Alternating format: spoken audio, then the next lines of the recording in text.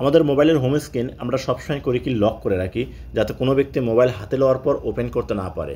প্রিয় দর্শক, কিন্তু আমরা একটা বারের জন্য চিন্তা করি না যে বাইরে কোথাও যাওয়ার পর যদি বাই চান্স আমরা কোনো দুর্ঘটনায় পড়ি, আশেপাশের লোকজন এসে আমাদের মোবাইলটা নিয়ে যে আমাদের ফ্যামিলির লোকের সাথে যোগাযোগ করবে সেই ব্যবস্থা কিন্তু নাই, কারণ আমাদের মোবাইলটা কিন্তু লক করা।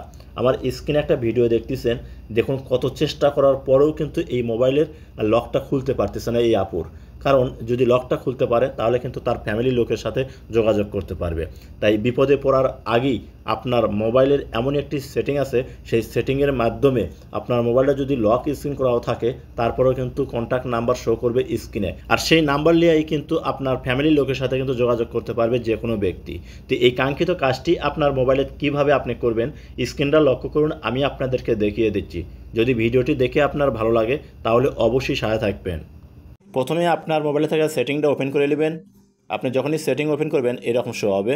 এখান থেকে আপনাকে খুঁজে বের করতে হবে সেফটি অ্যান্ড এমার্জেন্সি।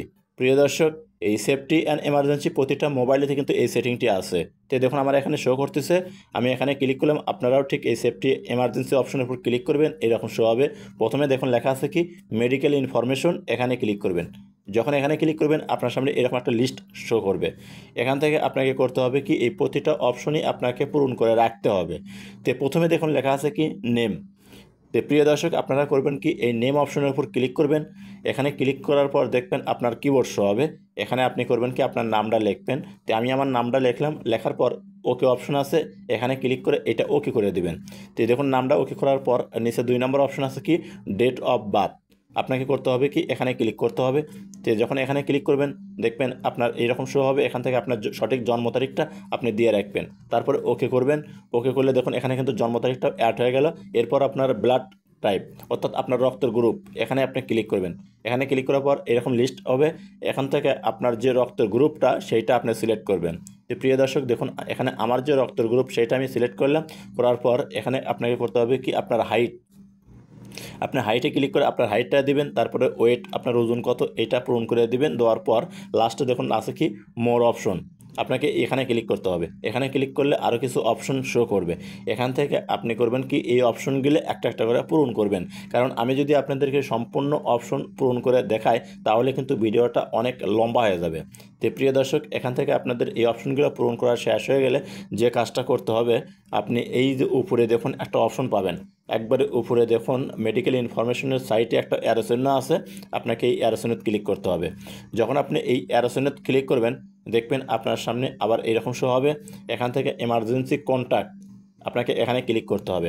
যখন এখানে ক্লিক করবেন এরকম শো হবে। এখান থেকে প্লাস অর্থাৎ অ্যাড কন্ট্যাক্ট এই অপশনটার উপর ক্লিক করবেন। যখন এখানে ক্লিক করবেন দেখবেন আপনার মোবাইলে থেকে সমস্ত কন্ট্যাক্ট নাম্বার সেভ করা এগুলো শো করবে। এখান থেকে আপনার যে কোনো একটা পরিচিত নাম্বার অর্থাৎ আপনার ফ্যামিলির লোক হোক, আপনার আত্মীয় স্বজন হোক বা বন্ধুবান্ধব হোক, যারই হোক না কেন একটা নাম্বার এখান থেকে আপনি অ্যাড করবেন। তো দেখুন অ্যাড করার জন্য আপনি সেই নাম্বারের উপর ক্লিক করবেন। তো আমি আপনাদেরকে এই নাম্বার দিয়ে দেখাচ্ছি। তো এই নাম্বারের উপর ক্লিক করলাম, ক্লিক করার সাথে সাথে দেখুন এই নাম্বারটা কিন্তু অ্যাড হয়ে গেল। এইভাবে আরও 2-3টা নাম্বার আপনি অ্যাড করবেন। আবার প্লাস আবার অ্যাড কন্ট্যাক্ট নাম্বার আছে, এখানে ক্লিক করবেন। এখানে ক্লিক করার সাথে সাথে আবার সেভ নাম্বারগুলো শো করবে। এখান থেকে আপনি পুনরায় আরেকটা নাম্বার করবেন কি অ্যাড করবেন। তো দেখুন আমি এই নাম্বারটা অ্যাড করতেছি, এখানে ক্লিক করলাম। এইভাবে দেখুন নাম্বারগুলো কিন্তু অ্যাড হয়ে যাচ্ছে। এবং নাম্বার আপনি 2-3টা যেটা নাম্বার অ্যাড করার পর ডান সাইডে দেখুন একটা অপশন পাবেন, এই অপশনটার উপর আপনি ক্লিক করে দেবেন। যখন এখানে ক্লিক করবেন দেখবেন এরকম শো হবে। আবার বাম সাইডে দেখুন ক্রস চিহ্ন আছে, এখানে ক্লিক করে আপনি এটা কাটিয়ে দেবেন। কাটিয়ে দেওয়ার পর এখন নিচে দেখুন লেখা আছে কি চেঞ্জ সেটিং, এখানে ক্লিক করবেন।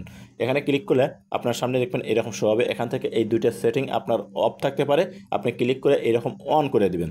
এই 2টা সেটিং অন করে দিলে হবে কি আপনার মোবাইলটা যদি কখনো লক করা থাকে তারপরেও কিন্তু আপনার যে কন্ট্যাক্ট নাম্বার এই কন্ট্যাক্ট নাম্বারটা কিন্তু লক স্ক্রিনে শো করবে। তো প্রিয় দর্শক, অবশ্যই আপনারা করবেন কি এই 2টা সেটিং অন করে রাখবেন। তো আমি আপনাদেরকে এই সেটিংগুলো করার পর যে মোবাইলের স্ক্রিনটা লক করার পর কন্ট্যাক্ট নাম্বারটা শো করে কিনা সেইটা দেখানোর জন্য আমি আপনাদের মোবাইলের পিছন ক্যামেরাতে দেখাচ্ছি। কারণ এই স্ক্রিন রেকর্ডে কিন্তু আপনার এই লক করলে মাত্র স্ক্রিন রেকর্ড হয় না।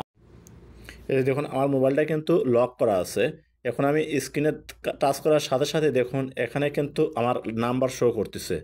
এই যে দেখুন স্ক্রিন খোলা রাখতেছে না, আমার যে স্ক্রিনে পিন কোড দেওয়া আছে, ফিঙ্গারপ্রিন্ট লক দেওয়া আছে, তারপরেও কিন্তু এখানে নাম্বারটা শো করতেছে, দেখুন নাম্বারটা কিন্তু শো করতেছে।